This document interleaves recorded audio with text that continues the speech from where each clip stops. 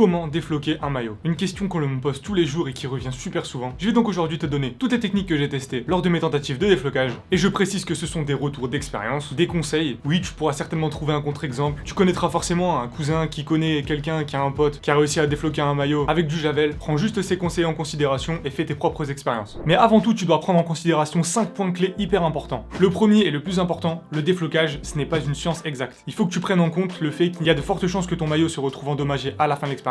Deuxièmement, si une technique ne fonctionne pas, n'insiste pas, car toute erreur est irréversible. Transition toute trouvée pour le troisième point clé, le déflocage c'est long, prenez du temps et surtout soyez patient. Si le flocage est résistant, vous pourrez vite vous retrouver à y passer 1 heure voire plus. Le quatrième point est plutôt sur la sécurité. Les produits que je vais utiliser sont dangereux et donc je vous invite à prendre vos précautions avant les opérations. Espace aéré, protection avec des gants. Et pour finir, point clé numéro 5, chaque flocage est unique. J'entends par là que chaque flocage est fait dans un matériau qui lui est bien propre. Il y a aussi un facteur temps qui est à prendre en compte. Pour vous faire un petit récap, j'ai essayé avec du flocage récent, avec du flocage ancien, et aucun des produits cités n'a réagi de la même manière. Et c'est donc bien la raison de ce pourquoi il n'y a pas de solution universelle, car chaque cas est bien propre. Et avant de passer à la pratique, je vais forcément vous montrer le maillot qui servira de test, et je voulais particulièrement remercier Miguel qui me l'a envoyé, qui m'a inspiré le sujet de la vidéo.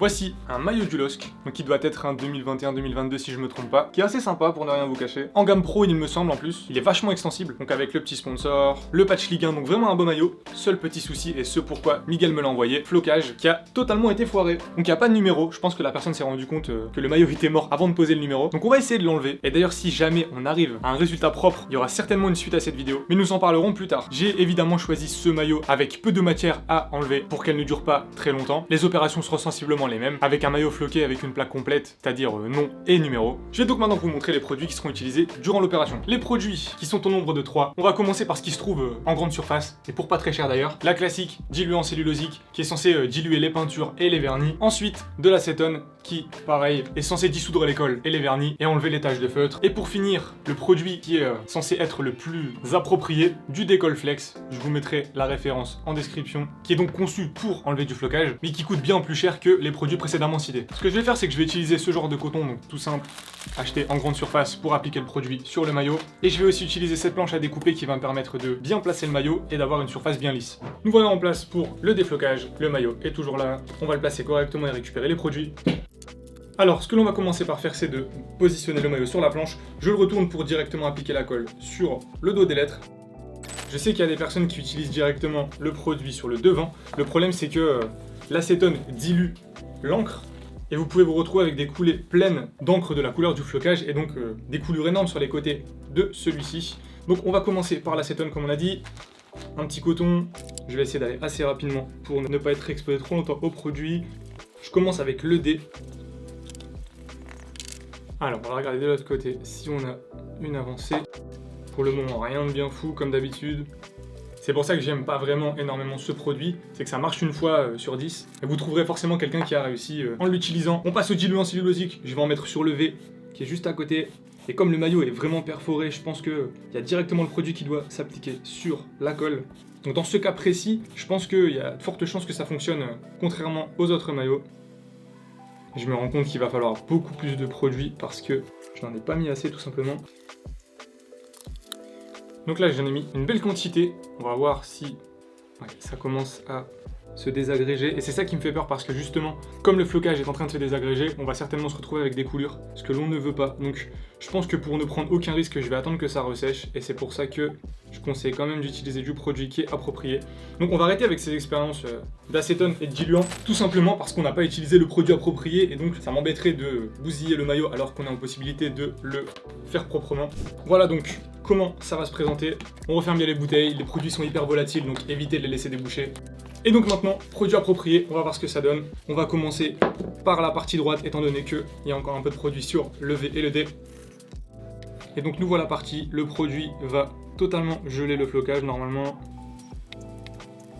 Et voilà, on commence à avoir une perte d'adhérence. Parfait. On va en mettre un peu partout pour anticiper. Comme vous pouvez le voir, ça s'enlève vraiment tout seul. Quoi qu'il en soit, ce qu'il faut prendre en compte avec ce produit, c'est qu'il est vachement efficace sur du flocage récent, mais qu'il n'a vraiment pas été sur du flocage ancien, alors qu'on pourrait penser qu'un flocage ayant vécu serait plus susceptible de se décoller. Vous voyez à quel point ça vient tout seul, impressionnant. Du coup, on va terminer par les deux dernières lettres. Lors de mes premiers essais, j'avais aussi essayé de chauffer le flocage, donc en remettant un coup de presse en espérant que la colle soit réchauffée et donc permettre de décoller le flocage, sauf qu'il s'est produit l'effet inverse à chaque fois. Je me suis retrouvé à réactiver la colle et donc à réimprimer le maillot. Donc je ne conseille pas forcément. En tout cas, magnifique. Voilà le premier résultat. Maintenant, ce que je vais faire, c'est que je vais remettre un petit coup de produit un peu partout pour enlever les derniers résidus de flocage. Et c'est maintenant que vont entrer en place les deux produits du début, parce qu'ils sont beaucoup plus appropriés à enlever la colle que ce produit qui est destiné à enlever du flex. En attendant que ça pose, je vais commencer à jeter tout ce qui reste niveau flocage. Et pour ne rien vous cacher, je suis agréablement surpris parce que je pensais pas que ça allait s'enlever si facilement. Voilà, donc j'enlève les dernières traces de colle. Encore une fois, essayez de vous protéger. Pour un souci de temps, je le fais à la main. Je me laverai bien les mains plusieurs fois après, bien sûr. Et bien entendu, une fois que le maillot est terminé, pensez bien à le laver. Même si les produits s'évaporent, ça reste quand même assez important. Et donc on va terminer avec un peu d'acétone, on va tenter avec les deux produits, comme ça vous aurez un résultat visuel des deux produits. De toute façon, je pense que ces produits-là coûtent à peu près 5 € la bouteille, donc il n'y a vraiment pas de quoi rendre l'achat compliqué. Allez, on commence avec le I.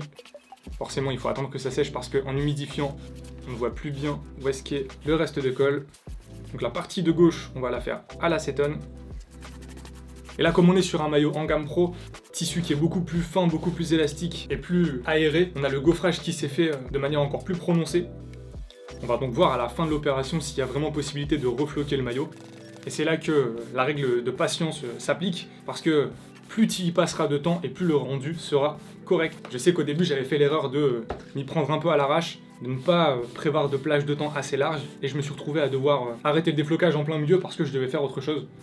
Et encore, là je vous parle que d'un nom, il n'y a même pas de numéro, la surface est vraiment plus petite.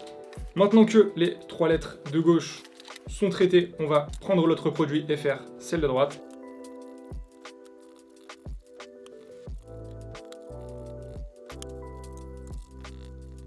Donc voici le résultat après quelques minutes de produit, donc ce côté-là avec le diluant cellulosique, celui-là avec l'acétone. Le rendu reste similaire en vérité, et malheureusement je pense que c'est la limite du déflocage. Vous aurez plus le flocage en question, certes, mais une trace d'usure ou de colle sous les lettres que vous aurez enlevées. Voici le rendu. C'est vrai que ça reste assez visible. Je pense que je vais y passer plus de temps sans filmer, juste en répétant les opérations, et je vous reprendrai pour la conclusion de la vidéo. Nous revoilà quelques minutes plus tard avec le rendu final. J'ai vraiment envoyé la dose de produit pour voir s'il y avait une amélioration. Malheureusement, pour le moment, cela reste comme ça. Maintenant, il me reste 2 idées. La première, je vous avais déjà mis un tuto sur la chaîne, mais je vais tenter de le défroisser pour voir si ce ne sont pas des traces de presse. Donc on va aller faire ça de suite.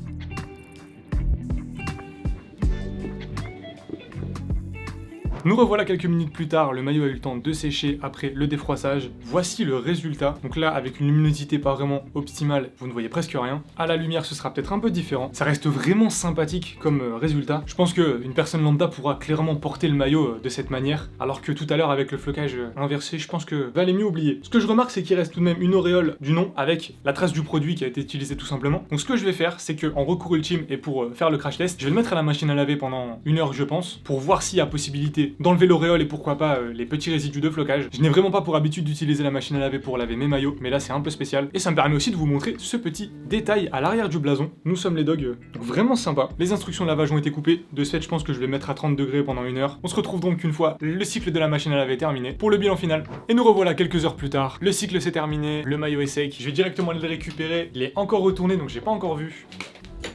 En tout cas, je me permets aussi de vous montrer le détail de tout à l'heure. Je me suis rendu compte qu'il y avait des petits motifs dessus. Je sais pas si vous verrez bien, mais c'est les mêmes motifs que sur le devant du maillot, donc c'est vraiment sympa. Attention, attention. Verdict. Je vais essayer de vous montrer en premier. Ok.